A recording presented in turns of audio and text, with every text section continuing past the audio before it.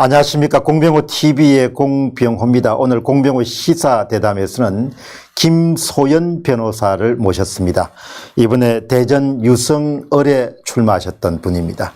반갑습니다. 네, 안녕하세요. 네. 부산 내려갔다 오셨다고요? 네네, 증거보전 절차 집행. 어느 후보? 네, 지금 부산 사하구 갑에 김척수 후보님. 김척수 후보. 네네네. 네, 한번 뵀던 적이 있는데. 네네. 예. 그쪽 증거보전 집행하고. 김척수 후보도 당일 투표에서는 상당히 앞섰죠. 네. 예, 아마 역전될 가능성이 굉장히 높다고 보는데. 네, 사전투표에서 뒤집힌. 어떻습니까? 지금 김소연 변호사님도 네. 증거보전 신청하신 거죠? 네, 저는 너무 후보들이 신청하지 않아서 네, 일단은 증거를 확보해놔야 될 것 같아요. 현재 지금 네. 전체적으로 몇 분 정도 미래통합당은 지금 제가 정확하게 확인은 어려운데 기억하시는 분들은? 한 7, 8분 정도 되고요. 그리고 이제 기독자유통일당에서 비례 정당 차원에서도 지금 제가 알기로 한 서너 군데 지금 집행이 됐습니다. 네. 왜 그렇게 기백이 없죠? 네. 지금 다들 뭔가 겁을 내고 있는 것 같습니다. 결과가 별게 없을까봐. 네.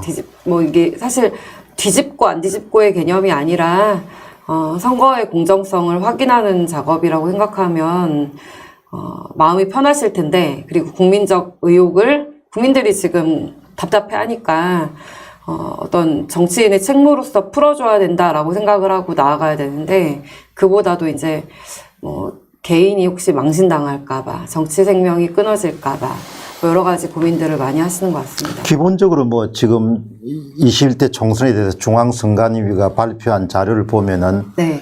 왜곡된 게 굉장히 많잖아요. 조작된 게. 그렇게 보이죠. 네. 그런데 그렇게 저희들은 통계 분석을 해보면은, 네. 어느 분이 말씀처럼 신이 도와주기로 아주 작정하지 않는 한 나타날 수 없는 결과가 나타난 거 아니에요?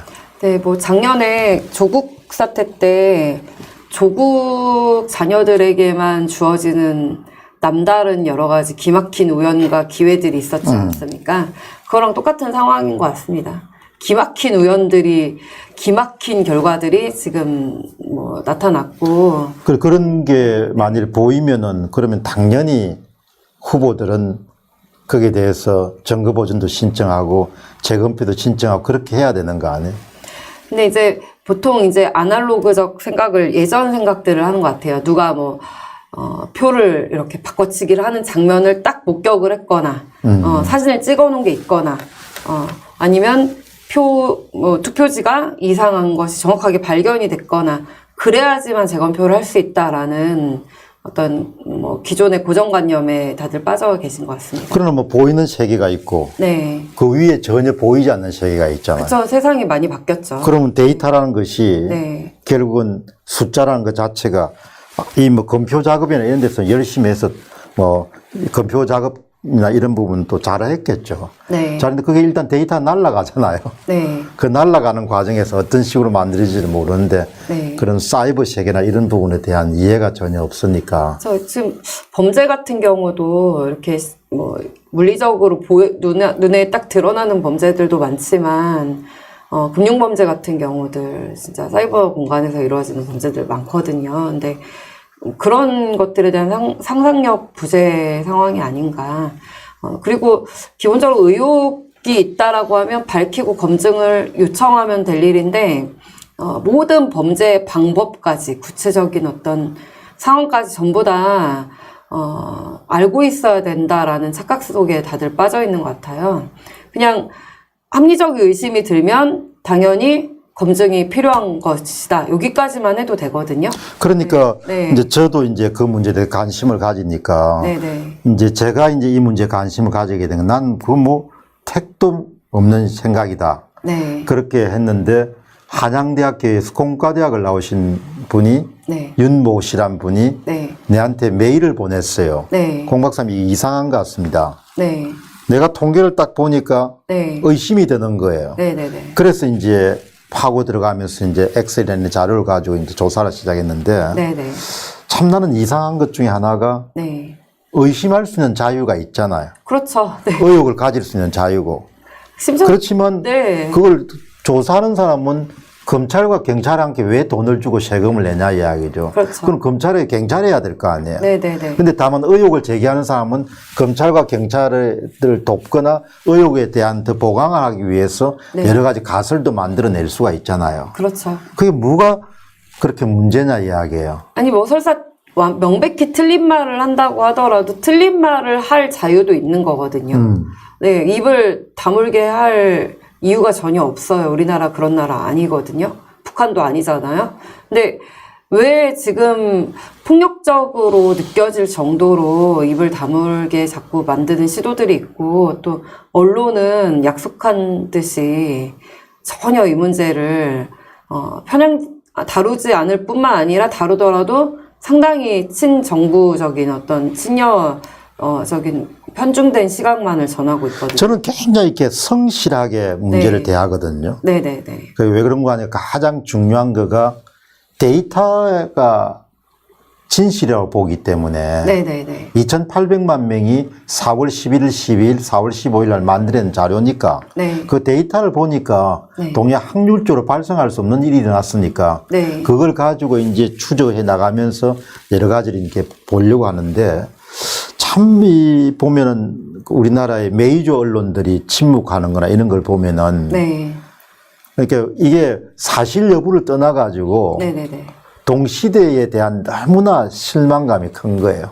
그렇죠. 네. 회의도 들고. 어떻게 저렇게 할 수 있을까? 근데 제 생각에는 약간 학습된 효과인 것 같기도 합니다. 우리가 광우병 사태나 몇 번 속았던 일들이 많이 있었잖아요. 오늘만 해도 그 위안부 할머니께서 그 정의기억연대에 대한 옛날에 정대협인가? 네, 정대협에 대한 또 정대협 출신 중에 이번에 또 출시한 네, 사람도 있죠. 비례대표에 대한 문제 제기를 했고, 또 그 비례대표 윤미향 후보는 당선자는 할머니에 대한 거짓이라는 또 취지의 주장을 또 했거든요. 약간 이런 식으로 뭔가 우리 사회가 어느 순간 믿을 수가 없게 되고, 또 뭐 세월호나 여러 가지 세월호 음모론을 제기할 때도 사실 그거야말로 음모론이었던 것들이 많았거든요. 이런 부분들이 탄핵까지 연결되기까지의 어떤 대국민적 트라우마가 있는 것이 아니냐. 이제 한 번은 족한데 두 번, 세 번은 우리가 광우병 사태나 여러 가지를 학습해온 결과 함부로 의심하거나 함부로 의혹을 제기했다가는 우리는 역풍을 맞거나 또는 스스로 발등을 찍는 일이 생기지 않을 것인가라는 자기 검열의 어떤 효과가 아닌지 학습된 효과가 아닌지 이런 생각을 하고 있어요. 조심스러운 거죠. 네. 그런데 이제 이번에도 이제 정치인들이 이렇게 가끔 네. 보면은 네. 내가 참 놀란 것 중에 하나가 이렇게 해서 다 자신의 정치적 커리어가 좀 타격을 받는다든지 이런 거를 나는 내 인생에서 너무나 그게 너무나 네. 받아들이기가 힘든 거예요. 이렇게 선거라는 것이 의혹의 대상이 됐는데 네. 그렇게 엄청난 것보다 살아가면서 우선순위라는 게 중요하잖아요. 뭐가 중요한지. 네네네. 그런 큰 대사가 있는데 그걸 두고 무슨 개인적으로 정치적 커리어가 그렇게 작은 계산을 해가지고 앞으로 큰 정치 하겠습니까? 네, 제가 좀 그분들을 위한 변명을 살짝 해드리자면, 이게 저는 뭐 큰 선거 처음 치러봤는데요. 이렇게 선거를 치르고 많은 출혈이 있고 패배를 하는 건 상당한 충격인 것 같아요.